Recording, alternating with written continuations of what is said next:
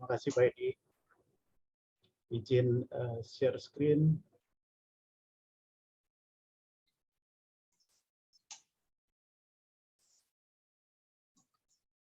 Sudah terlihat Pak Edi ya?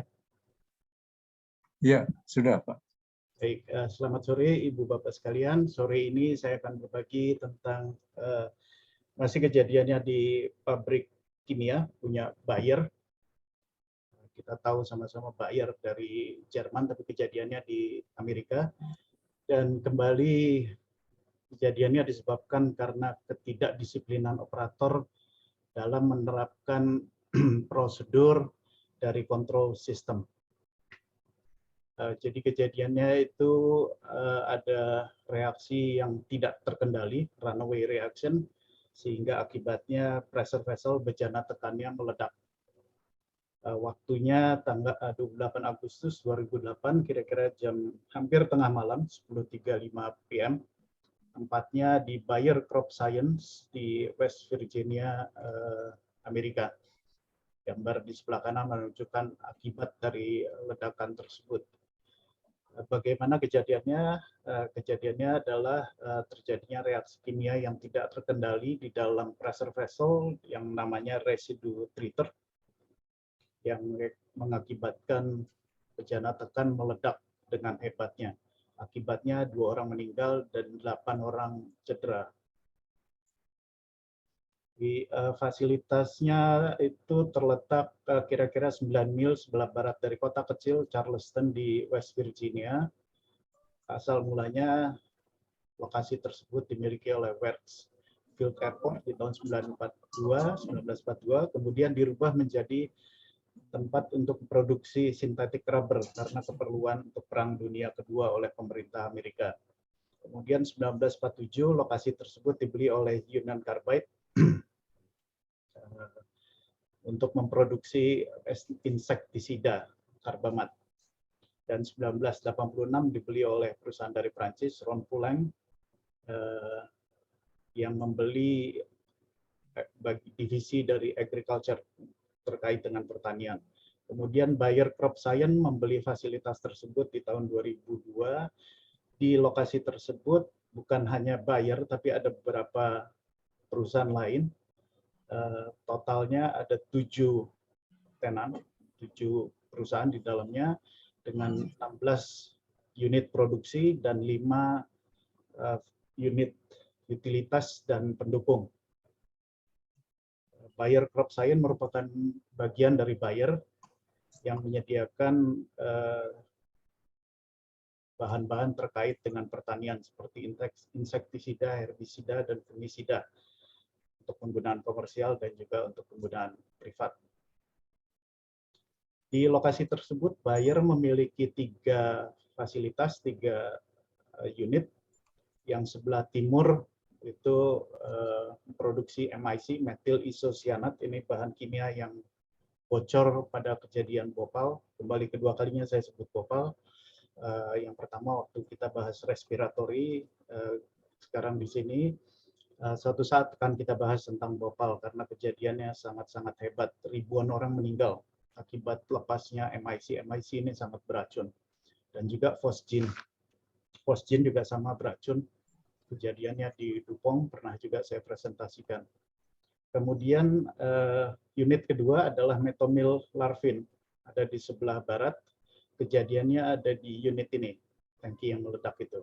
Sedangkan unit ketiga itu sebenarnya pemiliknya Adiseo Prodimed produknya, tapi dioperasikan oleh Bayer. Jadi Bayer memiliki 3 operasi di situ. Bayer memproduksi metomil untuk keperluan customer internasional, jadi memang banyak sekali penggunaannya di bidang pertanian, dan juga sebagai bahan baku untuk membuat larvin, salah satu insektisida dan juga ofisida. Metomil itu bubuk putih dengan warna dengan bau sedikit seperti belerang, bisa terbakar dan juga bahkan bisa meledak. Sangat beracun bagi manusia dan juga hewan peliharaan juga dan hewan liar. Di produksinya melibatkan banyak sekali kimia, dan hasil akhir dari reaksi kimia ini adalah cairan produk yang dilewatkan ke crystallizer, jadi untuk membentuk kristalnya, jadi benda padat dengan cara di centrifuge. Kemudian dari situ masih ada sisa solvent yang harus didestilasi agar bisa digunakan kembali, dan kemudian hasil dari destilasi bagian bawahnya yang berat itu dilewatkan ke flasher, dari flasher dilewatkan ke residu treater untuk menurunkan konsentrasi metomil dari 22% menjadi 0,5%, karena sangat beracun. Jadi oleh Departemen Lingkungan di Amerika itu dibatasi digunakan sebagai fuel hanya 0,5% yang diizinkan. Kemudian di tahun 2007 Bayer mengupgrade Larvin Control Unit ke Siemens DCS, dan juga metomil Control System di tahun 2008. Jadi hampir berbarengan, hanya beda 1 tahun. Jadi pada saat kejadian itu sebenarnya DCS-nya baru selesai dipasang dan masih dalam uji coba. Ini produksinya terlalu kompleks mungkin, tapi pada dasarnya adalah bahan kimia pertama menghasilkan MSOA, kemudian dicampurkan dengan MIC, ya, kemudian direaksikan, di dalamnya masih ada solvent dan metomil bereaksi, kemudian dilewatkan ke crystallizer, ke centrifuge, maka menjadi kristal metomil, dan kemudian dari sini centrifuge, metomil atau juga larvin, kemudian bagian bawah dari centrifuge itu dilewatkan ke solvent recovery untuk mengambil kembali solventnya, karena produknya solventnya harganya cukup mahal. Nah, bottom ini yang dilewatkan ke residu treater untuk diolah, kemudian sisanya dipakai sebagai bahan bakar di pabrik. Di atasnya ada fan condenser untuk menangkap uap-uap sebagai hasil dari treater tersebut. Kadang-kadang terblok, kadang-kadang mampet karena ada benda padat yang menyumbat pipanya itu. Untuk memulai proses residu treater, maka harus diinjeksi dulu solvent prefill. Solvent prefill yang kemudian dihangatkan agar terjadi reaksi dekomposisi dari metomil. Jadi residu treater ini tidak lain hanya mengubah konsentrasi metomil dari 22% menjadi 0,5%. Secara alamiah dengan mengatur temperatur dan tekanan. Namun reaksinya sangat berbahaya karena eksotermik, menghasilkan panas, jadi harus dikendalikan dengan baik. Dan pada saat kejadian juga ditemukan tangki ini sudah berumur 25 tahun dan terjadi korosi sehingga dindingnya sudah sangat menipis dan perlu diganti. Diganti dengan stainless steel. Jadi pada saat kejadian selain DCS diganti, tangkinya juga diganti. Ini kejadiannya di residu treater. Ini lokasinya di sebelah sini, tanda merah. Ini MIC tank tadi yang sangat beracun, ada di sebelahnya ini. Untung pada saat kejadian MIC tank ini tidak terkena dampaknya. Kalau sampai bocor maka hasilnya akan lebih parah lagi. Sementara residu treater letaknya pas di seberangnya. Kejadiannya pada Agustus 2008 dimulai restart, walaupun sebenarnya masih banyak pekerjaan yang belum selesai, dan sebenarnya oleh pihak manajemen juga tidak disyaratkan untuk segera mulai. Tapi mereka menyadari bahwa metomil ini sangat bagus dari sisi bisnis, penjualannya sangat baik gitu. Kemudian yang kedua juga stok larvin, insektisida yang lain, itu juga meningkat permintaannya. Sementara stok di tempat mereka sudah menurun. Oleh sebab itu mereka berinisiatif untuk segera mulai di restart. Dan masih ada beberapa peralatan yang belum berfungsi dengan baik, termasuk juga control loop, dan calibrating instrument yang terpasang di control system. Akhirnya pada pertengahan minggu metomil bisa mulai dicoba direaksikan, Tapi mereka temukan bahwa hasil dari crystallizer centrifuge tadi ternyata tidak ada kristal metomil. Dan mereka perkirakan bahwa metomil ini larut di dalam solvent karena kelebihan solvent sehingga tidak terjadi proses pemisahan di dalam centrifuge. Dan mereka temukan ternyata konsentrasi metomil di flasher bottom yang harusnya 22% ternyata 40%. Dan selain dari itu, operator juga bypass minimum operating temperature interlock. Jadi di dalam residu itu dibatasi temperatur agar terjadi dekomposisi di 135 dan temperatur ini di interlock ini di bypass oleh mereka. Selain itu juga circulation loop juga di bypass. Pada saat 28 Agustus pagi hari dimulai injeksi dari bottom ke residu treater dengan low flow rate, dengan laju yang sangat rendah, 1,5 galon per menit. Kira-kira diperkirakan 24 jam baru mencapai level 50% yang disyaratkan. Pada jam 14 sore, mereka temukan oleh operator temperaturnya masih rendah, jadi di bawah dari 135 agar terjadi dekomposisi dari flash bottom tersebut, dan temperatur juga masih normal. Tapi beberapa menit kemudian temperatur mulai naik, dan pada jam 10 malam, 10.21, temperatur sudah mencapai 51%, jadi sudah mencapai level yang diizinkan. Tetapi resirkulasi untuk pemanasan dan pendinginan agar terjadi dekomposisi tiba-tiba turun menjadi 0. Dan 3 menit kemudian temperatur naik ke 141 dan bahkan mendekati 155, temperatur yang dibolehkan oleh proses dengan kecepatan 2 derajat per menit. Dan 10.25, beberapa menit kemudian, hanya 4 menit kemudian terjadi high pressure, dan 10.33 terjadi ledakan. Jadi terjadi reaksi yang tidak terkontrol karena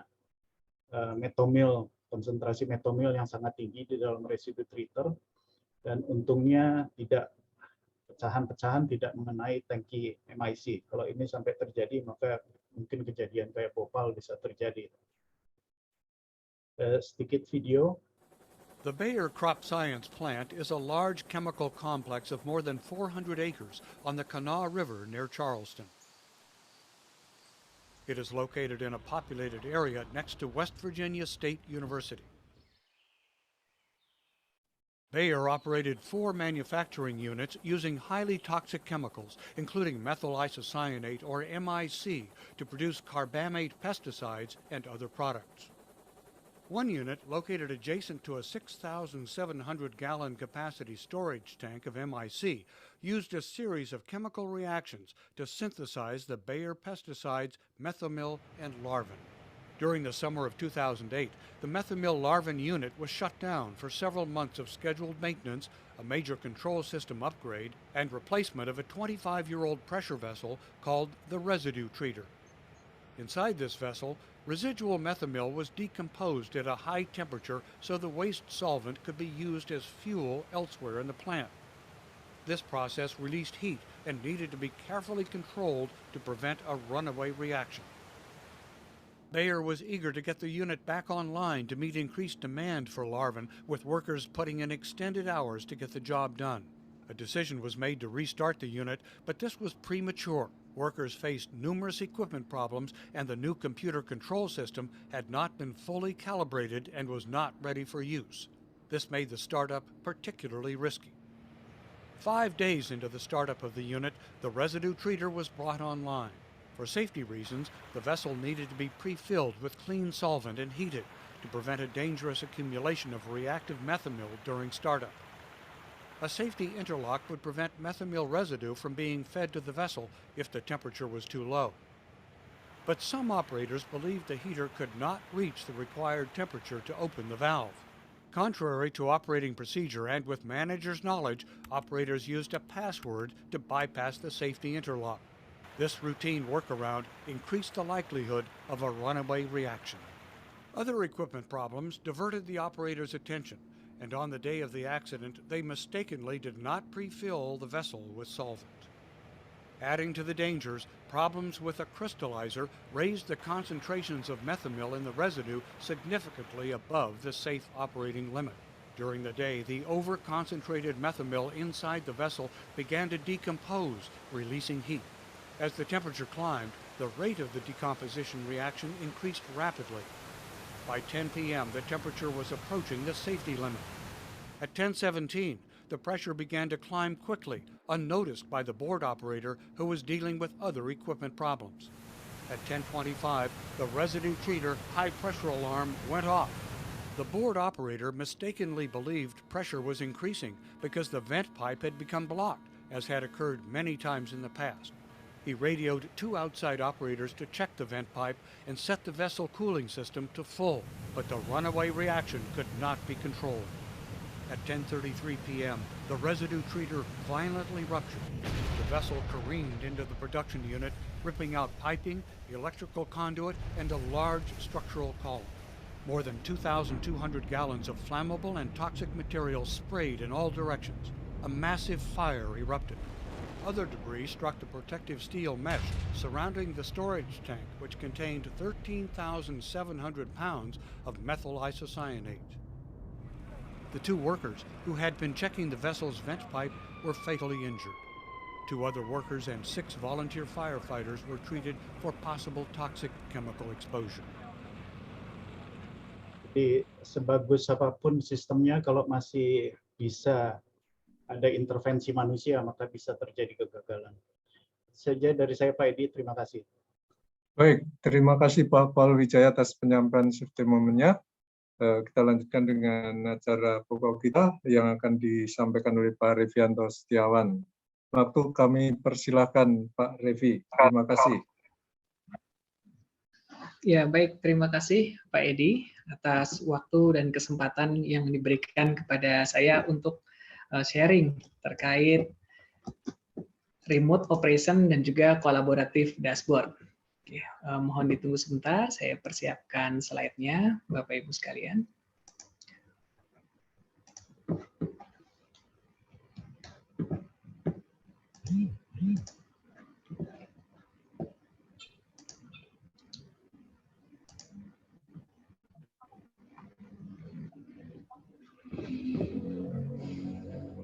Baik, apakah sudah terlihat slide yang saya tampilkan di sini? Sudah muncul, Pak. Sudah muncul ya. Baik, terima kasih Bapak Ibu atas kesempatannya. Pada kesempatan di sore hari ini, saya ingin menyampaikan terkait remote operation dan juga kolaboratif dashboard ya. Jadi mungkin seperti yang sudah disampaikan di grup PII ya, bahwa pada sore hari ini ada beberapa informasi ya yang akan disampaikan yang menjadi background dari remote operation tersebut gitu ya. Mungkin di mana remote operation tuh mungkin bagi Bapak Ibu ya, rekan-rekan semua sudah tidak asing lagi tentunya ya. Jadi tidak mengharuskan dari sisi operasi ya, tim operator untuk selalu standby atau berada di area yang sama dengan unit yang dikendalikan gitu. Nah, selain remote operation juga ada kebutuhan terkait tampilan dari sisi data yang bisa diberikan ya kepada rekan-rekan di sini dalam artian para data user ya, baik dari sisi operation maupun sampai level manajemen tentunya. Nah, terhadap kebutuhan tersebut di sini saya akan menyampaikan bahwa apakah mungkin ketika kita mengkombinasikan dari kedua kebutuhan data tersebut gitu ya. Baik, di sini saya akan menyampaikan dalam beberapa bagian ya terkait kebutuhan dari suatu platform data ya yang terpercaya sebagai dasar dari transformasi digital. Tentunya kan isunya berkembang nih, bukan hanya remote operation, lalu dashboard for monitoring, akan tetapi apakah platform tersebut bisa menyediakan data yang terpercaya sehingga bisa dikonsumsi oleh semua user. Nah, di sini nanti akan dijelaskan terkait integrasinya, baik itu horizontal integration dan juga integrasi secara vertikal. Lalu di bagian kedua, di sini saya akan menyampaikan terkait aplikasinya ya. Jadi aplikasi dari kolaborasi informasi tersebut tentunya dapat bermanfaat mulai dari level operasi sampai level enterprise. Nah, setelah itu tentunya aplikasi tersebut apakah bisa digunakan sebagai platform data, ya, platform data yang bisa digunakan bukan hanya untuk monitoring dan juga untuk kebutuhan data dari sisi manajemen, tentunya untuk kebutuhan lebih lanjut, ya, baik itu analisis, ya. Kalau konsepnya terkini itu kita kan ada konsep big data analisis ya. Jadi platform tersebut suatu penyumbang data dari sisi big data tersebut. Dan juga saya akan sampaikan contoh visualisasinya ya. Contoh visualisasi yang mungkin pernah dideliver di proyek sebelumnya sehingga dapat menjadi gambaran ya bagi kita semua ketika kita akan membangun sistem yang serupa. Dan terakhir akan ditutup dengan summary ya. Oke, terkait hal yang utama di sini yang menjadi background ya dari adanya kebutuhan tersebut itu adalah kebutuhan dari suatu data terintegrasi yang terpercaya. Ya. Jadi di sini Bapak Ibu lihat mungkin ada gambar bagian ya sebelah kiri itu merupakan gambaran dari suatu enterprise ya. Ketika di dalamnya ada beberapa area operasi, katakanlah ada area operasi A, lalu ada area operasi B, dan juga area operasi yang lainnya. Nah, ketika area operasi tersebut ya itu berada secara terpisah ya, maka kita menyebutnya sebagai pulau yang terisolasi gitu. Umumnya ya isolated island. Nah, di sini tentunya ada kebutuhan. Kira-kira kita bisa nggak sih untuk menghubungkan antara beberapa area operasi tersebut gitu ya dengan area operasi yang lainnya gitu. Nah, di sini adanya kebutuhan dari sisi integrasi ya sistem baik secara horizontal di sini antar area operasi kita sebutnya horizontal. Nah, setelah dari masing-masing area operasi dapat berkomunikasi, tentunya dari sisi corporate ya, katakanlah di dalam suatu bisnis proses, kita mengetahui ada area operasi yang tersebar di beberapa area, kemudian tentunya dimonitor dalam suatu area besar atau sampai headquarter. Nah, tentunya juga ada kebutuhan integrasi baik dari sisi level operasi tersebut ya sampai ke corporate level. Nah, itu disebutnya vertical integration. Nah, jadi di sini background-nya yang pertama yaitu tadi adanya kebutuhan integrasi data baik itu secara horizontal maupun kebutuhan integrasi data secara vertikal untuk mencegah sistem yang tadi terisolir tadi ya terpisah-pisah sehingga tidak efisien gitu ya. Nah, lalu berikutnya di mana adanya kebutuhan single truth of data untuk pengguna baik dari sisi operasi maupun bisnis. Nah, kenapa dibilang seperti itu ya? Biasanya di dalam sebuah operasi masing-masing itu memiliki database-nya secara terpisah ya.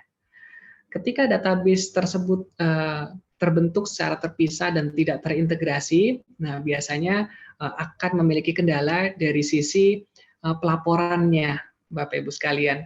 Jadi ketika area A katakanlah mensummary sebuah data, kemudian memberikan report ke headquarter gitu ya, terkadang data yang diberikan antara yang ada di lokal ataupun headquarter menjadi tidak sama gitu. Karena setiap saat data tersebut harus melakukan rekapitulasi ya atau direkap ulang ya. Nah, di sini makanya adanya kebutuhan single truth of data mulai dari pengguna operasi yang ada di beberapa pulau terpisah tersebut sampai kepada dari sisi pengguna bisnis. Nah, sehingga ketika informasinya sama, katakanlah di lapangan menyebutkan bahwa area A memiliki operasi yang berjalan 30% gitu ya, performanya Lalu area B dan C ternyata bisa lebih tinggi dari 100%.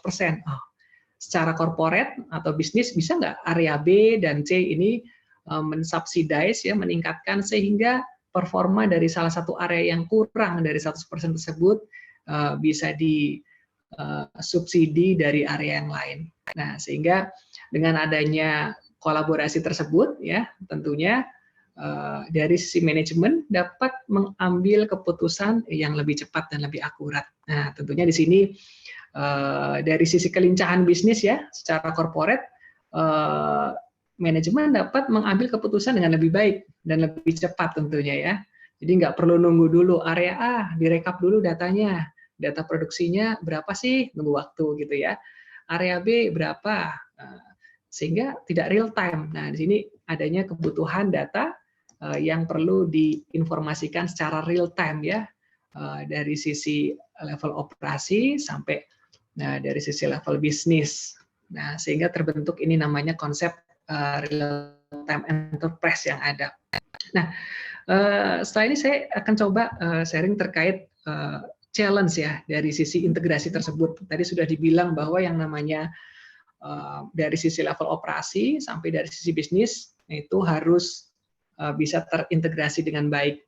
Nah, seperti yang rekan-rekan ketahui semuanya ya, dari sisi level kontrol atau hierarki level ISA 95 ya atau ISO IEC 62264 model itu ada beberapa level ya. Katakanlah ada level 1 itu untuk sensor gitu ya, kita ketahui.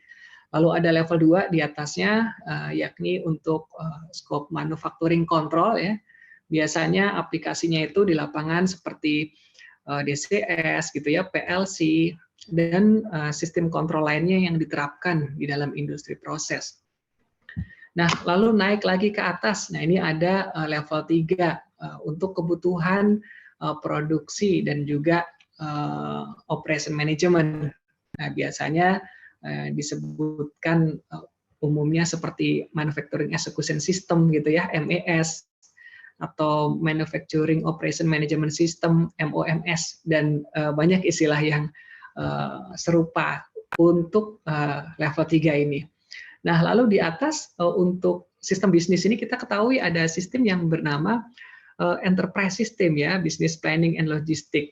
Jadi biasanya bahasanya disebut dengan ERP ya, enterprise resource planning.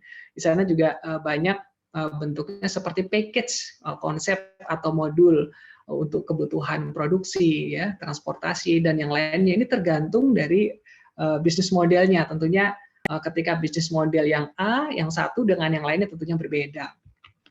Nah, seringkali ya Bapak Ibu sekalian, rekan-rekan, data yang ada dari sisi level operasi ya, katakanlah dari sensor, dari sistem kontrol gitu ya, kemudian naik ke level production operation management system, dengan data yang ada di ERP itu tidak terintegrasi dengan baik gitu. Banyak yang masih adanya rekap manual atau human intervention ketika kita memindahkan data dari satu platform yang ada di level operasi dan juga platform yang ada di level bisnis. Nah, ini akan menyebabkan adanya gap ya, akan menyebabkan adanya gap atau selisih data, dan itu sebetulnya tidak dikehendaki ya. Nah, kita mengolah informasi apa saja sih yang ada di production operation management ini? Banyak sih contohnya ya, kurang lebih seperti yang tampil di sini di layar. Ada supply chain management, operation management untuk aset ya, production dan juga HSE dan yang lainnya. Ya, ini gambaran besar saja ya untuk menggambarkan kepada rekan-rekan sekalian bahwa sekiranya banyak berikut beberapa contoh aplikasi yang diolah pada level tersebut. Dan ini tentunya membutuhkan integrasi antara level yang ada di operation dan juga di level bisnis. Nah, sehingga terbentuk tuh yang namanya kesiapan dari sisi operasional ya, atau operational readiness dan juga business readiness. Nah, sehingga terbentuk integrated approach ya, baik dari sisi level yang di bawahnya, mulai dari level 1 sampai level 4. Nah, ini biasanya rekan-rekan sering menyebutnya dengan IT dan juga OT integration ya, Bapak Ibu sekalian ya, information technology ya, dan juga Operation Technology Integration. Nah, jadi kalau dulu mungkin rekan-rekan di instrumen berkecimpung di bidang operation teknologi, atau rekan-rekan yang berkecimpung di bidang information teknologi biasanya di dalam suatu bidang atau urusan yang berbeda. Namun untuk saat ini sepertinya hal itu sudah tidak bisa lagi ya, karena di sisi operation pun ya terdapat IT atau information teknologi yang tentunya diaplikasikan dari sisi bisnis, mulai dari level operasional sampai level enterprise ya. Nah, sehingga kita tidak bisa menghindar lagi adanya kebutuhan dari sisi information teknologi dan juga operation technology integration tersebut. Nah, lalu apa lagi sih yang menjadi concern ya terkait hal yang tadi disampaikan gitu ya? Adanya kebutuhan real time collaboration ya. Jadi ada nggak sih platform atau suatu sistem yang memungkinkan untuk mendukung kolaborasi dan juga support terus menerus selama 24 jam segala macam gitu ya. Lalu untuk aplikasi proses apapun yang beragam maksudnya dalam hari ini, dan kebutuhan datanya dapat diakses tuh baik itu dari sisi level operation ya, level manajemen dan juga yang lain-lain gitu. Nah, adanya kebutuhan tersebut itu memicu rekan-rekan gitu ya di teknologi provider ya untuk memberikan solusinya masing-masing di sini ya. Nah, di sini saya coba sharing terkait ketika kita mungkin mendeliver suatu server yang dapat mengkolaborasikan dari beberapa informasi yang dibutuhkan. Ya, kita sebutnya katakanlah collaborative information server ya, untuk memungkinkan operasi secara remote dan juga dashboard kolaboratif yang dapat dikonsumsi oleh beberapa bagian bisnis, baik dari sisi operation tadi ya, supervisory sampai dari sisi manajemen. Oke.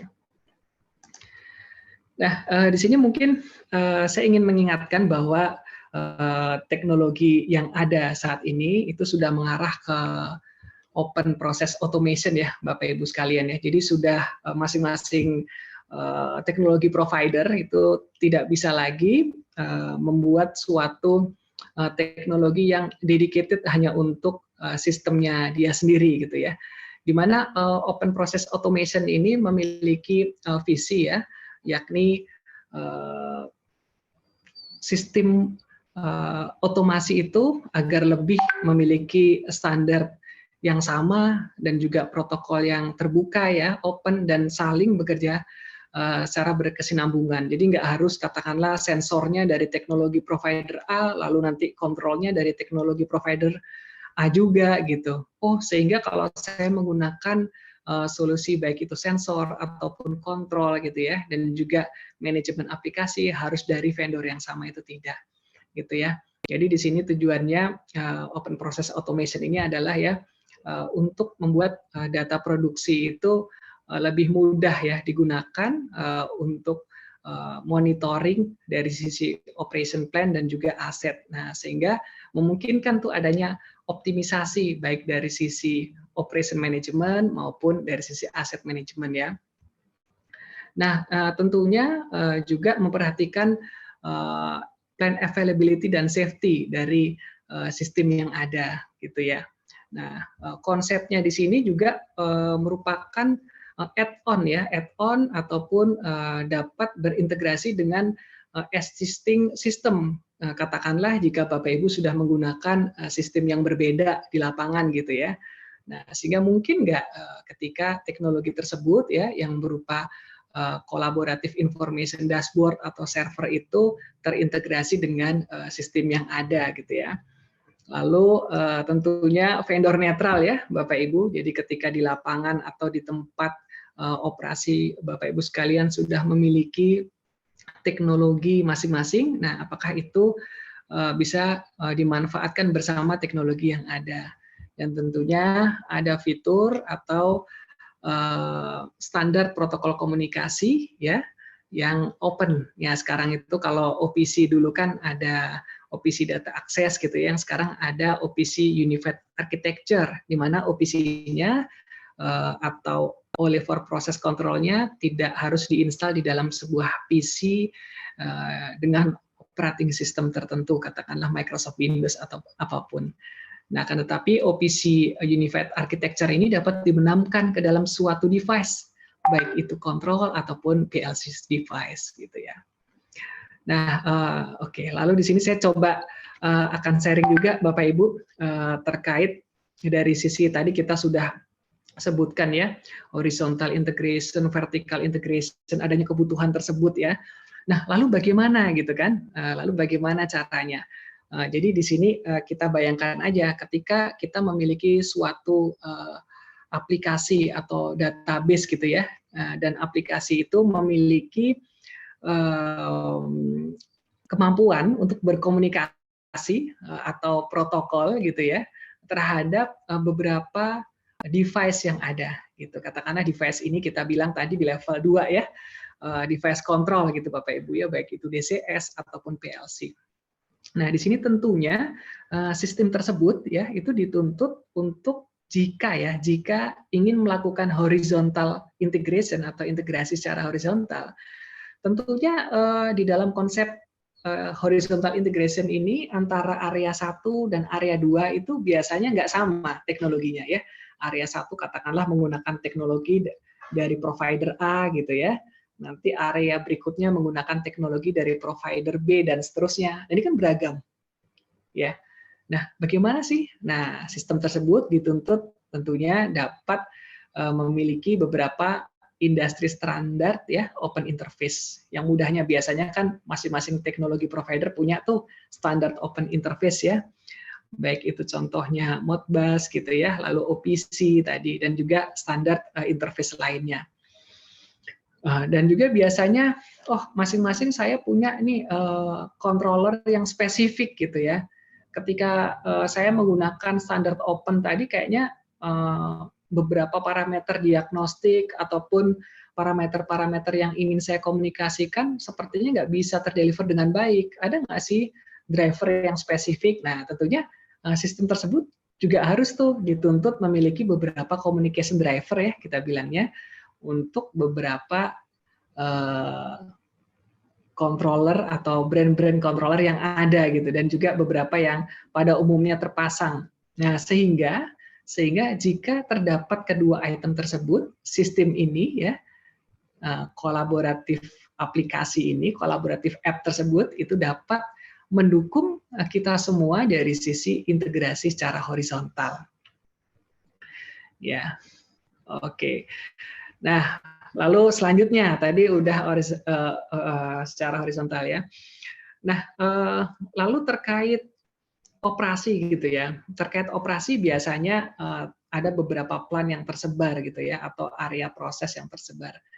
Nah, kira-kira mungkin nggak sih kita melakukan suatu monitoring ya secara remote ya terhadap beberapa area tersebut gitu ya, sehingga kita tidak harus visit ke sana gitu ya. Nah, di mana biasanya di dalam dunia operation ya, antara area 1 ya dengan area lainnya tentunya memiliki area yang berbeda ya. Gitu ya. Dan juga biasanya terdapat beberapa sistem yang bervariasi atau beragam. Nah, di sini ketika kita membutuhkan suatu single truth of data, tadi kan ada kebutuhan single truth of data di awal ya. Nah, sistem tersebut tentunya dituntut untuk dapat melakukan suatu integrasi ya, baik antara beberapa area yang tersebar tadi, beberapa area proses yang tersebar tadi, sehingga bisa diwujudkan tuh suatu operation control secara tersentral ya, baik itu dapat dimonitor juga secara remote. Oke.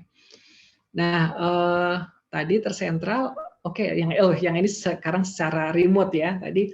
Nah, ketika tadi sudah tersentral, mungkin nggak sih diakses data tersebut dari beberapa expertise ya atau sisi operation ya secara remote gitu. Nah, jadi tentunya ada kebutuhan yang namanya remote monitoring ya, remote monitoring. Jadi tidak harus menggunakan existing device yang ada terpasang di local control room gitu ya, atau di area-area tersebut yang terpasang dari sisi kontrolnya. Nah, tapi suatu platform aplikasi tersebut itu juga dituntut untuk dapat diakses gitu ya secara remote. Nah, itu ada kebutuhan seperti itu. Nah, tadi sudah diberikan gambaran ya terkait horizontal integration-nya. Nah, sekarang gimana terkait vertical integration-nya gitu ya. Nah, tadi kan di awal kita singgung apa itu horizontal dan juga vertikal ya. Vertical integration tadi tentunya integrasi antara beberapa level, mulai dari level operation sampai ke level corporate. Nah, biasanya ya mereka menggunakan platform yang berbeda-beda.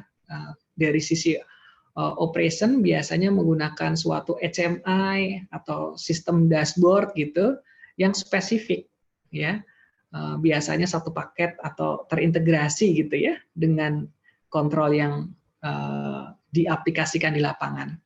Nah, lalu nanti dari level site gitu ya, dan juga level corporate itu memiliki sistem yang berbeda biasanya. Nah, ketika menggunakan sistem yang berbeda, tentunya kan tidak ada suatu platform yang sama. Kenapa sih kok harus beda-beda? Bisa nggak sih menggunakan platform aplikasi yang sama gitu? Katakanlah platform A atau platform tersebut itu juga dimanfaatkan untuk konsumen level korporat gitu ya, atau yang lebih tinggi. Nah, seperti itu.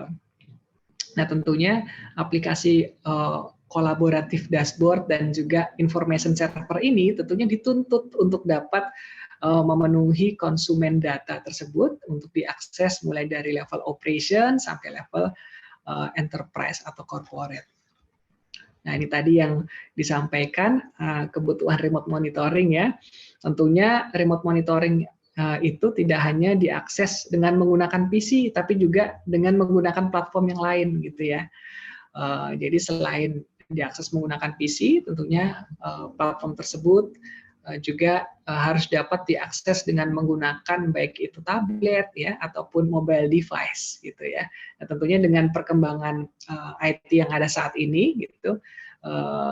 Itu sangat dimungkinkan gitu ya, karena kan dari sisi operation day to day activity kita juga tidak harus selalu hands on di desktop atau di PC ya, tentunya juga harus bisa menyesuaikan dengan kebutuhan yang ada.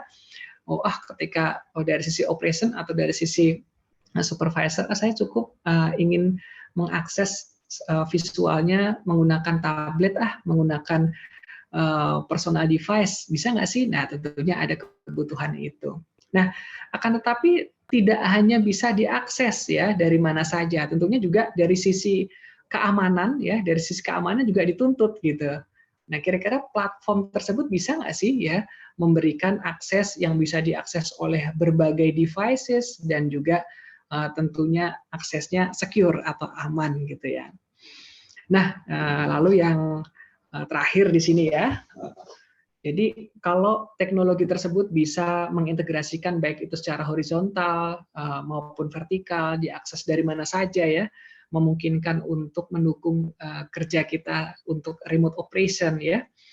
Nah, lalu next-nya apa? Nah, next-nya ini di sini kan kita mengarah ke digital transformation ya. Tentunya aplikasi itu tidak hanya menjadi konsumsi satu level saja. Nah, tentunya data yang ada itu data operasi yang ada ya harus bisa dimanfaatkan untuk apa? Untuk data analisis ya.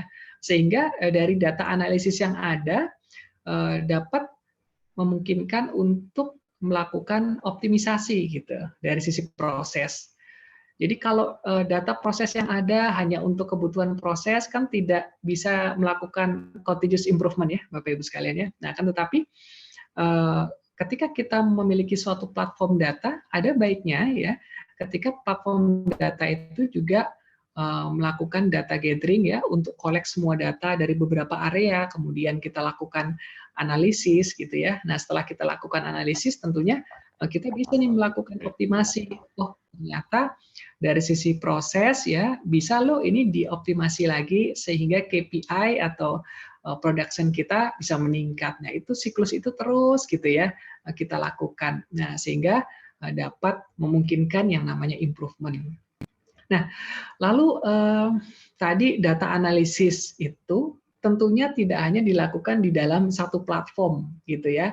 Nah, sekarang dengan adanya teknologi terkini gitu ya, selain on-premise server kita bilangnya ya, jadi aplikasi yang diinstal di dalam sebuah server fisik yang terpasang di sana, tentunya juga ada sistem cloud service ya.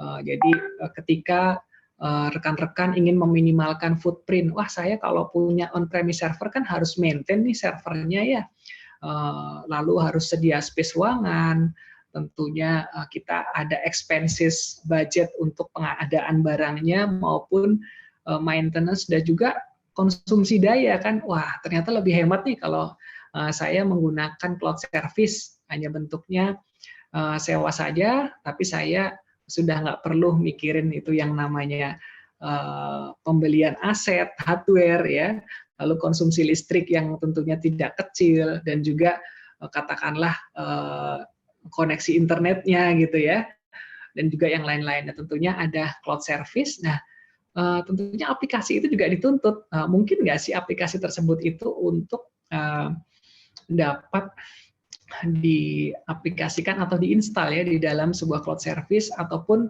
memungkinkan adanya transaksi data dengan beberapa aplikasi yang ada di cloud service. Nah, itu beberapa kebutuhan dari sisi informasi operation yang ada saat ini. Jadi seperti yang subjek kita sampaikan di awal ya, kira-kira memungkinkan nggak sih ketika suatu platform yang sama digunakan untuk remote operation gitu ya, operation dalam hal ini, dan juga dashboard untuk KPI summary dashboard dari sisi manajemen. Nah, di sini saya coba mengulas, kita sebutnya katakanlah collaborative information server ya, sebagai data platform. Nah, tadi sudah disampaikan bahwa ketika ada kebutuhan tersebut, ya setidaknya aplikasi ini itu dapat mengintegrasikan beberapa area proses secara horizontal dan juga mengintegrasikan beberapa konsumen data secara vertikal. Seperti itu. Nah, praktisnya bagaimana sih? Nah, praktisnya mungkin sistem konfigurasinya ya, gitu ya. Sistem konfigurasinya kurang lebih seperti ini. Jadi ada sebuah aplikasi gitu ya. Katakanlah aplikasi ini diinstal atau dipasang ya berdampingan dengan existing HMI gitu ya, dan aplikasi ini dapat mengakses beberapa controller ya. Di sini kalau saya dari Yokogawa, jadi controller Yokogawa ataupun non Yokogawa gitu kan, brand-brand lainnya yang seperti Siemens ya, lalu Mitsubishi, lalu Omron, Allen Bradley, Emerson gitu ya, dan yang lainnya. Nah, setelah melakukan horizontal integration ya, katakanlah dengan variasi sistem yang ada, apakah aplikasi itu tentunya juga bisa melakukan integrasi secara vertikal. Nah, vertikal di sini artinya selain digunakan untuk kebutuhan operation gitu ya, tentunya juga dapat digunakan untuk menampilkan summary dashboard yang dibutuhkan oleh level yang lebih tinggi atau level manajemen. Nah, di sini saya ingin menyampaikan sedikit summary sebenarnya, dari sisi collaborative information server tersebut yang bisa memungkinkan kita untuk mendapatkan teknologi tersebut ya, baik untuk remote operation maupun data dashboard ya. Jadi collaborative information server ini itu dapat melakukan integrasi secara horizontal ya. Tadi sudah disebutkan berbagai area proses yang berbeda. Lalu juga dapat melakukan kolaborasi secara vertikal ya untuk kebutuhan konsumen data yang berbeda dari mulai dari level operasi sampai kepada level manajemen. Nah, selain itu juga tentunya untuk optimasi ya. Jadi tadi kan ada cycle tuh ketika kita memiliki suatu proses gitu ya, tidak hanya digunakan hanya untuk mengendalikan proses yang ada, tentunya kita juga ingin improvement dong gitu ya. Bisa nggak sih proses yang ada saat ini tuh dilakukan improvement, katakanlah dengan adanya improvement tersebut tentunya dari sisi produksi bisa lebih ditingkatkan, atau misalnya dari sisi efisiensi pun bisa diimprove ya, bagian apa-apa saja yang akan dihemat. Nah, itu tentunya bisa dilakukan setelah kita lakukan analisis tadi tentunya. Nah, di sini saya ingin menggambarkan kira-kira secara visual tuh ya, aplikasinya seperti apa sih gitu. Jadi di sini saya coba sharing terkait bagan ya, bagan terkait aplikasi tersebut gitu ya. Kita bilangnya katakanlah collaborative information dashboard, karena dashboard itu yang dibutuhkan baik dari sisi level operation ya, yang tadi bisa diakses baik itu di lokal maupun remote, ataupun dari sisi manajemen. Kalau dari sisi manajemen kan kebutuhannya hanya summary produksi ataupun beberapa performance indikator ya, bukan dari sisi level proses atau proses flow diagram gitu ya. Nah, ini merupakan bagian dari informasi ya yang dapat diakses gitu ya. Jadi collaboration information dashboard itu tentunya dituntut untuk menampilkan beberapa data ya, diantaranya yang hijau ini sebelah kiri adalah proses grafik ya, atau bagian-bagian atau bagian terkait proses. Jadi katakanlah ketika digunakan untuk memonitoring sebuah area plan, tentunya bisa nggak sih collaborative information dashboard itu menampilkan dari area plan itu sendiri. Biasanya bentuknya seperti proses flow diagram gitu ya, Bapak Ibu ya, proses flow diagram dan juga informasi lainnya terkait proses. Nah, lalu selain itu pun biasanya kita kan tidak hanya mengakses data visual atau HMI dari sisi kontrolnya ya, Bapak Ibu ya. Tentunya kita juga butuh mengakses dokumen juga, baik itu menggunakan aplikasi Office ya, dalam hal ini bisa Microsoft Office ataupun yang lainnya, ataupun data yang berupa web based gitu ya. Jadi data berupa web based baik itu web URL ataupun SharePoint gitu ya, dan yang lain-lain. Nah, selain itu juga ada informasi lainnya, misalnya, wah bisa nggak sih nampilin kondisi actual lapangan gitu ya, kan biasanya formatnya apa Pak? Formatnya video gitu kan. Oh, formatnya video ya. Nah, tentunya selain dari format HMI tersebut dan juga beberapa data elektronik yang diakses secara lokal maupun menggunakan web base gitu ya, tentunya aplikasi tersebut juga dituntut untuk memberikan akses informasi kepada existing CCTV ataupun video yang ada di lapangan. Nah, dan juga banyak beberapa data ya yang harus bisa diakses. Jadi ini semakin banyak jenis datanya, tentunya semakin baik tuh collaborative information dashboard-nya yang bisa dibangun ya. Nah, untuk proses grafik di sini ya, untuk proses grafik kira-kira sumber datanya dari mana saja sih? Nah, ini mungkin bagi rekan-rekan yang dalam dunia instrumen dan juga automation sudah terbiasa dalam hal ini ya. Ada yang berasal dari real time database ya, lalu ada historical database, lalu dari application data dan juga lainnya ya, kayak external database, simulated data dan juga other resources. Nah, tentunya dari semua data itu ya dikombinasikan sehingga kita buat dashboard-nya gitu ya, kita buat dashboard-nya atau visualisasinya sehingga bermanfaat bagi beberapa konsumen data tersebut.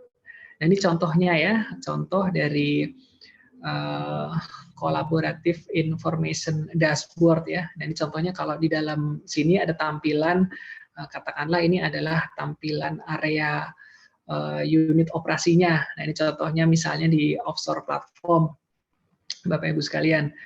Nah, yang sebelah kiri ini katakanlah kita mengakses video ya, baik itu misalnya dari actual CCTV yang mengakses platform tersebut gitu, ataupun bagian lainnya yang penting ya. Nah, lalu di sebelah kiri ini ada informasi lain lagi. Nah, contohnya mungkin ini live data terkait kalau bisnisnya katakanlah oil and gas gitu ya. Oh, boleh misalnya actual data terkait isu dari sisi oil and gas. Nah, contohnya misalnya ini terkait harga crude oil ataupun harga dari natural gas gitu. Nah, mungkin bisa fleksibel informasinya ketika Bapak Ibu membutuhkan yang lain, tentunya bisa dimodifikasi sesuai dengan konsumen datanya. Dan juga misalnya kita ingin menampilkan KPI indikator ya, agar bisa terlihat dengan setiap saat gitu. KPI indikator tadi kan ada dari sisi level manajemen ya, membutuhkan data tersebut tentunya summary data dari sisi performance indikator. Nah, ini memungkinkan untuk ditampilkan juga dalam satu platform yang sama. Nah, lalu katakanlah, oh yang penting ini kita harus nampilin data alarm nih dari sistem kontrol yang ada atau alarm dari proses yang ada gitu, Bapak Ibu sekalian. Nah, tentunya di sini juga contohnya kita harus menampilkan dari sisi sistem alarm ya dari proses yang ada. Katakanlah ketika ada proses parameter yang perlu diperhatikan ya, yang terlalu tinggi ada alarm misalnya ya, berwarna merah, katakanlah oh yang normal nanti warnanya hitam dan yang lain sebagainya untuk memonitor setiap saat. Nah, lalu yang sebelah kanan, nah contohnya yang sebelah kanan di sini, misalnya kan kalau di sini contoh prosesnya adalah offshore platform gitu ya, Bapak Ibu sekalian operasinya. Oh biasanya rentan nih terhadap cuaca gitu ya, lalu gelombang laut, ombak dan segala macam ketika kita melakukan adanya manajemen operasi ya, lalu adanya pergantian shift katakan dari tim operator yang satu dengan yang lainnya, tentunya harus memperhatikan kondisi cuaca gitu ya. Nah itu yang kanan atas bisa disesuaikan, misalnya untuk weather radar gitu ya. Ketika cuaca buruk, tentunya tim dari sisi operation bisa melakukan antisipasi dari sisi kegiatannya. Oh, ketika cuaca buruk untuk beberapa kegiatan yang kategorinya high risk kita tunda dulu. Oh, ketika cuacanya cerah dan memungkinkan, kita bisa melakukan suatu operation ataupun maintenance yang kategorinya risiko dengan lebih tinggi gitu, seperti itu contohnya. Nah, lalu yang kanan ini, yang kanan contohnya ketika kita membutuhkan informasi lainnya seperti external information, baik itu berita terkait ya ataupun KPI indikator terkait bisnis konsumen data tersebut ya yang bisa dimonitor secara langsung. Nah, lalu di sini juga saya ingin memberikan contoh. Nah, ini ketika misalnya kita ingin menampilkan geographical information system ya, tentunya di dalam suatu bisnis Bapak Ibu sekalian, tentunya tidak terlepas dari informasi geografis. Nah, ini juga memungkinkan untuk menampilkan data informasi geografis dan juga disertai beberapa model dari sisi KPI chart gitu ya. Katakanlah kalau yang ini contohnya adalah spider chart, mengkombinasikan beberapa KPI dari beberapa area. Nah, bentuknya seperti apa sih gitu ya? Bentuknya ini kurang lebih seperti ini Bapak Ibu sekalian. Jadi ini ada suatu project yang sudah pernah kita terapkan di salah satu customer kita gitu ya, ataupun mungkin di beberapa customer lainnya. Ini hanya satu saja, saya berikan contoh yang mewakili gitu ya. Ketika bisnis tersebut dari operasi membutuhkan informasi kolaboratif gitu ya. Ini diakses oleh berbagai pihak tentunya, baik dari sisi operation gitu ya, operator dalam hal ini supervisor maupun sampai dari sisi manajemen untuk performance indikatornya. Nah, contohnya ini terkait geographical information system dari sisi operasinya gitu ya. Nah, kebetulan di sini operasinya adalah distribusi air gitu.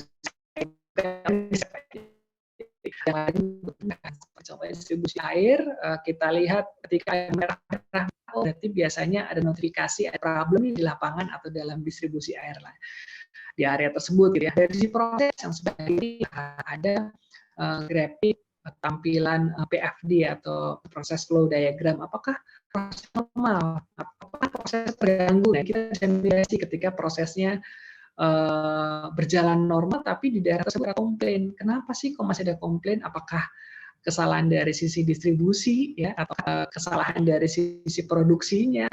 Oh, atau mungkin malah ada kebocoran gitu ya, karena ada kebocoran sehingga produknya tidak terdeliver dengan baik, katakanlah tekanannya menurun segala macam, sehingga sisi operation bisa take action gitu, Bapak Ibu sekalian, untuk turun ke lapangan mengantisipasi hal yang ada.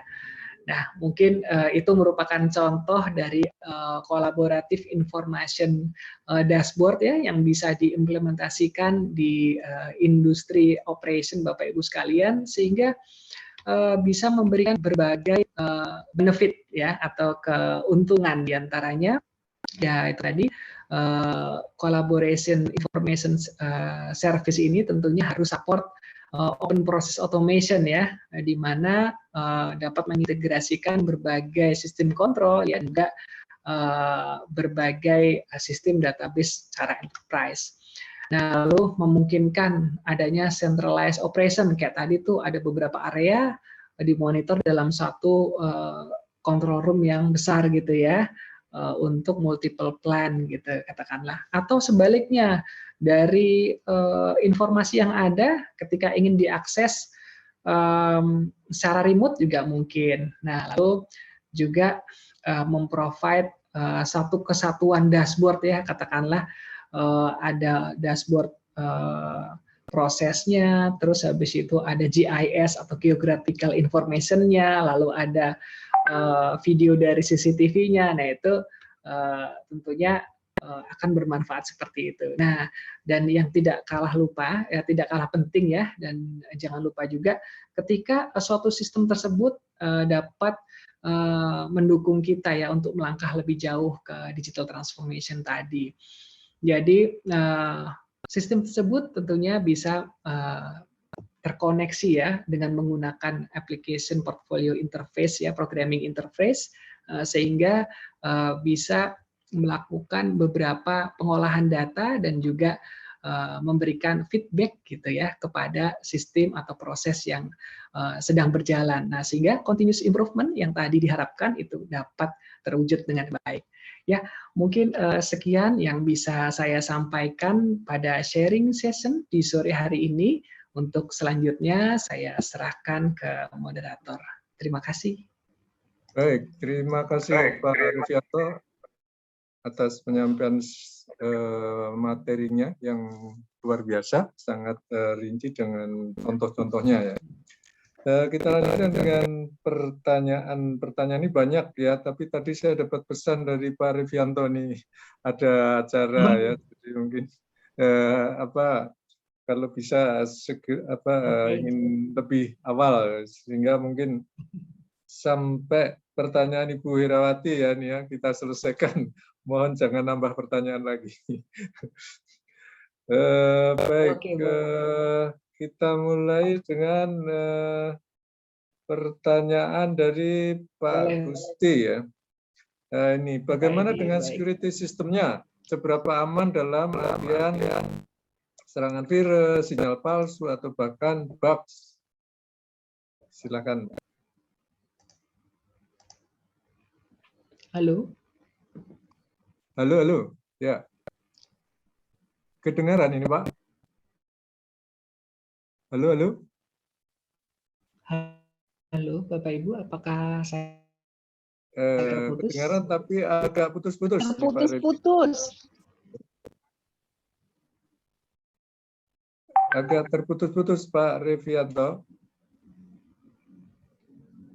Halo. Ya, Pak Edi, mohon maaf saya tadi mendengarnya putus. Oh ya, ini tentang security. Bagaimana security sistemnya?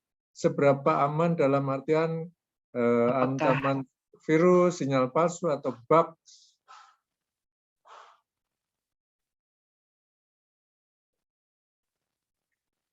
Kedengaran nggak nih, Pak? Dari saya yang putus atau Mungkin saya menang. Halo? Oh ya. Halo Pak, kedengaran Pak? Oke, baik. Terima kasih Pak Edi. Oh ya. Ya, kedengaran Pak. Cuma di tempat saya seperti putus-putus. Namun saya bisa menangkap pertanyaannya tadi, seberapa Iya. aman sistem Ya, tersebut betul. gitu Silakan, ya Pak. Pak Edi. Ya. Ya, baik Bapak Ibu sekalian. Tentunya masing-masing teknologi provider itu memiliki sistemnya masing-masing ya. Jadi kalau di dalam suatu program ya, kami itu kan ada modul ya, dibagi per modul. Jadi modul developernya gitu ya. Lalu ada modul programmingnya, lalu ada modul grafiknya. Nah, interaksi antar modul tersebut itu sudah di-encrypt Bapak Ibu sekalian. Jadi itu mengurangi risiko terjadinya kebocoran data gitu secara transparan tadi ya. Nah, itu salah satunya. Nah, kedua, tentunya kita ada sertifikasi terkait cyber security gitu ya Bapak Ibu sekalian ya. Jadi di beberapa teknologi provider, tentunya rekan-rekan di industri yang sejenis ini melakukan atau mendaftarkan produknya gitu ya untuk certified nggak nih cyber security. Nah, seperti itu. Nah, dalam sertifikasi tersebut itu ada beberapa kategori uji yang dilakukan Bapak Ibu sekalian ya. Jadi contohnya adalah uji terhadap threat atau gangguan dari sisi aplikasi, baik itu bentuknya malware ya ataupun yang lainnya gitu ya, coalition port, mungkin dalam dunia IT, mungkin rekan-rekan yang berkecimpung di bidang information technology di sini lebih paham nih. Nah, tentunya kita pun melakukan tahapan uji tersebut gitu ya. Dan sebelum dari sisi teknologi provider itu mendeliver produknya di market atau diimplementasikan di beberapa industri yang ada, tentunya sudah melalui beberapa tahapan-tahapan uji tersebut ya, dan juga proof of concept gitu, Bapak Ibu sekalian. Jadi bisa dibilang dari sisi kami pun berusaha untuk menjaga agar adanya kekurangan ataupun adanya ancaman ya dari sisi security itu untuk tidak terjadi gitu. Tapi yang pasti itu di dalam masing-masing package aplikasinya itu sudah dienkripsi Bapak Ibu. Mungkin seperti itu Pak Edi. Baik, berikutnya dari Ibu Herawati Yusuf ya. Apa dampak dari teknologi canggih ini akan mengurangi tenaga kerja ya, dalam kaitannya dengan tenaga kerja bagaimana, dan kalau terjadi kesalahan besar apakah bisa diatasi secara cepat? Ya, baik. Terima kasih Ibu Herawati Yusuf atas pertanyaan yang disampaikan. Ini umum, banyak sekali pertanyaan ini ketika kita sudah mengimplementasikan atau mengaplikasikan teknologi yang terkini ya. Ketika teknologinya canggih nih ya, dari sisi operation tentunya effort kita akan berkurang ya. Nah, nanti dari sisi lapangan pekerjaan atau kesempatan bekerja apakah bisa terancam nih, karena tentunya dengan adanya teknologi yang ada pastinya lebih efisien ya, lebih efektif gitu ya. Dan juga tadi disebutkan adanya improvement ataupun nanti si aplikasi tersebut bisa disambungkan ke artificial intelligence gitu ya untuk mengolah sebuah data. Wah, berarti nggak perlu tim untuk menganalisis lagi dong kan kayak gitu. Jadi tentunya dalam kehidupan ini kita perlu berpindah ya dari sesuatu yang melakukan rutin job ya atau rutin operation, ketika itu sudah bisa diotomasi ya atau dilakukan secara otomatis. Nah, sehingga proses digitalisasi itu bisa terlampaui, kan ada tuh beberapa tahapan-tahapan menuju autonomous operation ya. Nah, tapi tadi gimana terhadap kesempatan bekerjanya kan nanti bisa terancam gitu ya. Nah, tentunya kita harus menyingkapi dengan positif gitu. Ibu Herawati Yusuf. Nah, tentunya pekerjaan yang rutin mau tidak mau pasti akan digantikan oleh robotic process ya atau aplikasi. Nah, dari sisi manusia tentunya kita bisa mengupgrade atau mengimprove diri, dan tentunya banyak pekerjaan baru ya dalam hal ini seperti data science atau data analytics gitu ya. Tentunya banyak rekan-rekan kita yang mungkin baru berkecimpung. Kalau dulu ngetop itu yang namanya IT Information Technology ya, atau sistem informasi. Nah, sekarang banyak lagi pecahannya, ada data analytics gitu ya. Lalu ada yang lainnya. Mungkin itu yang bisa disampaikan. Semoga menjawab Pak Edi dan juga Bu Herawati Yusuf. Jadi dari sisi kita perlu meng-upgrade diri tentunya. Selain itu sudah digantikan teknologi yang ada, banyak kesempatan yang muncul dari sisi bidang-bidang lainnya. Seperti tadi ada data analitik ya, dan juga yang lainnya seperti itu. Baik, berikutnya pertanyaan dari Pak Nanang Hermawan. Terkait remote access, bagaimana menjamin kendali akses agar hanya pihak yang terotorisasi dan terautentikasi yang dapat mengakses data, informasi, atau sistem operasi, dan mengantisipasi pihak tidak sah mengakses sistem? Baik, terima kasih Pak Nanang Herawan. Untuk akses tadi kan, wah ketika tadi terbuka ya, nanti bagaimana cara menjamin kendali aksesnya ya, jangan-jangan nanti ada orang yang iseng masuk gitu ya, Bapak Ibu sekalian. Jadi memang kita antisipasi hal tersebut ya, mulai dari pertama sudah pasti kita gunakan username atau password ya untuk memproteksi gitu ya. Nah, nanti kalau selain username atau password apalagi gitu ya.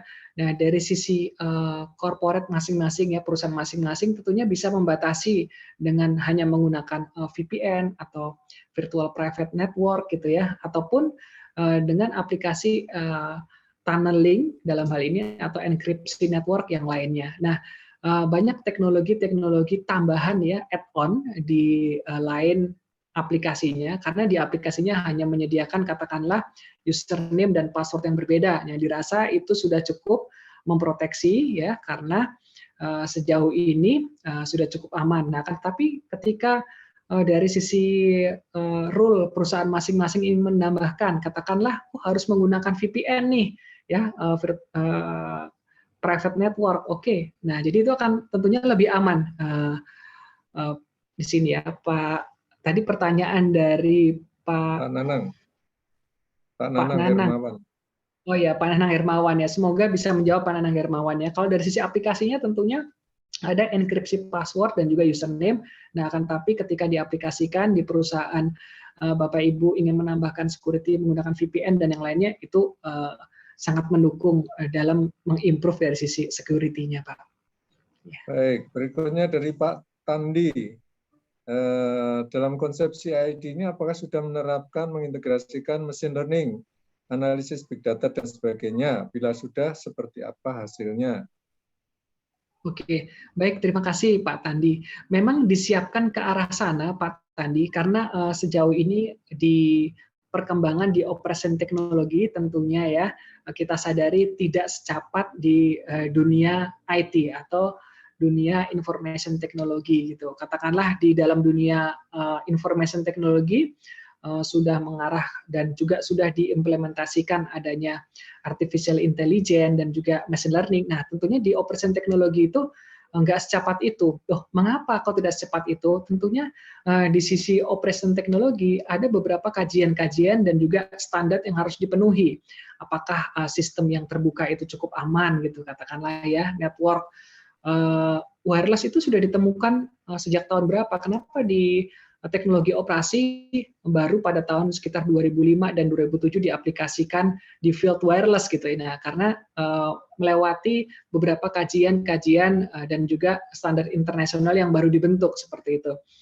Nah, apakah sudah menerapkan dan mengintegrasikan machine learning? Nah, kalau tadi Bapak lihat yang sebelah kanan gitu ya, ada konsep cycle gitu ya, bisa dipasang di cloud service, dan dari cloud service itu bisa mengakses beberapa aplikasi untuk artificial intelligence secara menggunakan application programming interface, itu sudah disiapkan. Nah, namun implementasinya ini tergantung kita semua nih. Apakah kita akan memulai ya diimplementasikan kepada teknologi tersebut di industri kita? Nah, kami persilahkan karena teknologi ini termasuk baru, Bapak Ibu sekalian ya, dan juga kita perlu mencoba lebih jauh ketika dari sisi operasi tersebut kita integrasikan dengan adanya teknologi yang terkini, yaitu seperti machine learning dan juga big data analysis. Nah, seperti apa hasilnya itu tergantung dari sisi masing-masing industri tentunya Bapak Ibu ya, apakah lebih baik dan juga bisa mengimprove sejauh mana gitu ya. Karena jika dari sisi tim yang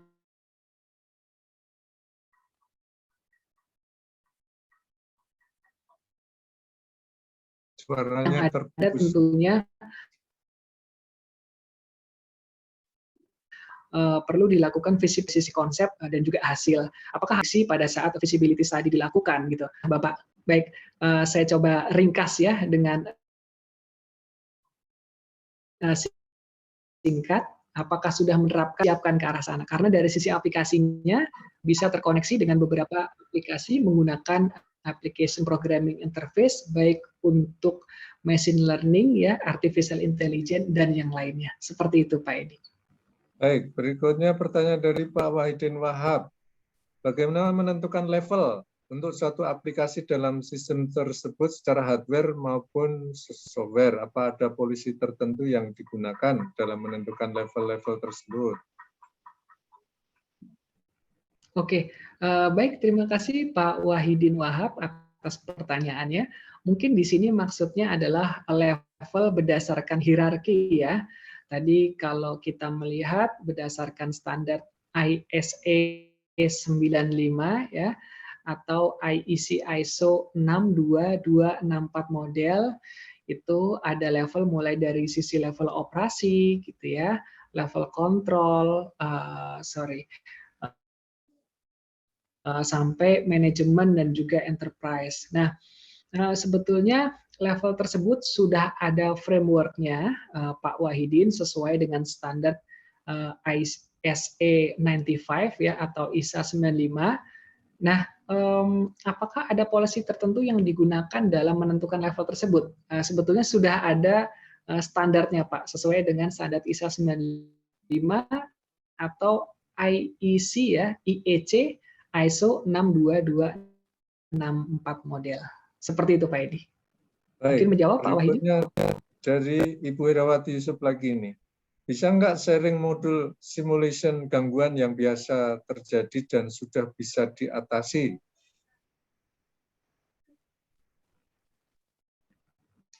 Oke, baik, terima kasih Ibu Herawati atas pertanyaan yang disampaikan. Mungkin di sini saya perlu klarifikasi lebih lanjut ya, Ibu Herawati Yusuf, terkait modul simulation gangguan ya yang biasa terjadi dan sudah bisa diatasi, karena fokusnya dari kami di sini merupakan collaborative information dashboard dan juga remote monitoring. Sepertinya di luar dari sisi pembahasan tersebut belum bisa saya respon secara langsung Pak Edi ya. Baik. Berikutnya dari Pak Ferry. Ada 3 pertanyaan. Yang pertama, software integrasi beserta ya, yang diintegrasi. Halo, kedengaran Pak? Halo? Halo. Kedengaran Pak. Mungkin tadi yang saya sampaikan sudah bisa. Oh, sudah. Oke, ini lanjut ke pertanyaan Pak Ferry. Ada 3. Ini pertanyaan pertama. Software integrasi beserta yang diintegrasi yang Bapak pernah ketemu paling besar berapa giga maaf, atau Bapak, tera? saya mendengar suaranya terputus-putus. Oh gitu. Ini Pak, ukuran dari software yang pernah di-handle ini sampai berapa giga atau tera ini Pak? Software atau mungkin datanya kali ya?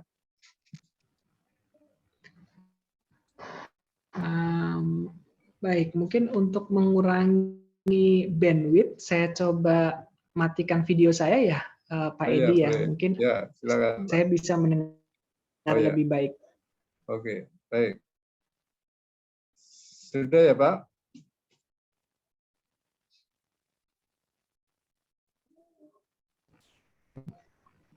Halo? Malah hilang. Halo, ya. Maaf terputus tadi ya sempat.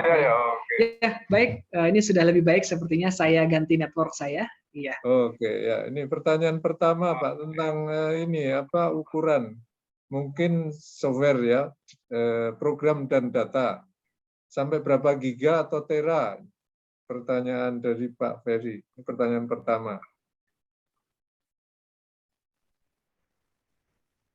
Oke, pertanyaan pertama, sampai berapa giga itu dari sisi aplikasinya ya, Ya, Pak bisa Ferry ya? dikasih.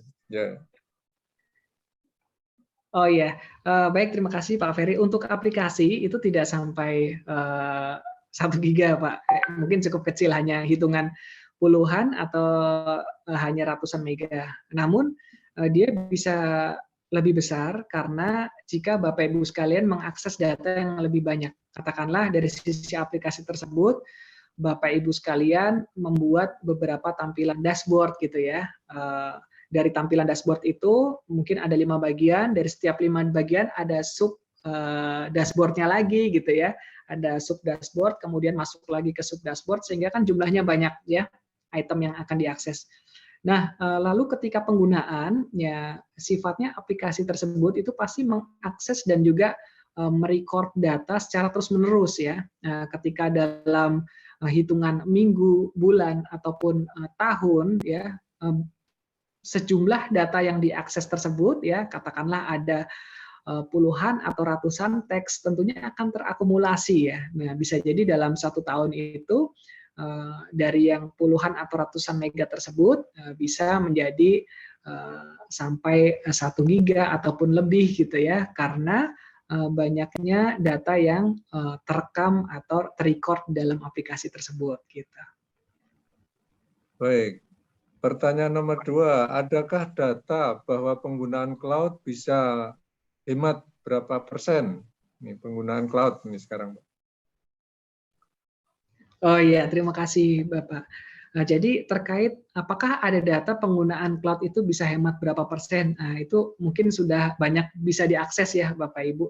Di sini kita coba bayangkan saja, ketika kita harus melakukan investasi sebuah server ya, katakanlah satu server yang sederhana harganya mungkin nih ya, mungkin sekitar lebih dari 10 juta atau 50 juta rupiah nih kalau dirupiahkan.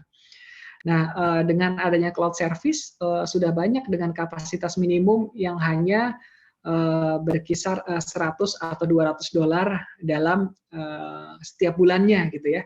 Jadi kalau dihitung-hitung dalam setahun nilai investasi on-premise server itu sama dengan nilai kontrak dari sisi cloud service. Nah, tetapi keunggulannya apa kalau menggunakan cloud service 24 jam nyala, kita tidak perlu spend energinya atau powernya. Nah, kalau on-premise server kan kita makan listrik tuh. Jadi kalau nyala 24 jam, berapa konsumsi listriknya dia? Nah, lalu kedua, ketika server tersebut akan diakses secara remote, tentunya membutuhkan internet connection ya, Bapak Ibu sekalian. Nah, ketika menggunakan on-premise server, selain adanya tagihan atau biaya cost electricity atau listrik, tentunya ada tagihan lagi terkait bandwidth internetnya gitu atau koneksinya. Nah, ketika menggunakan cloud service ini sudah menjadi satu gitu.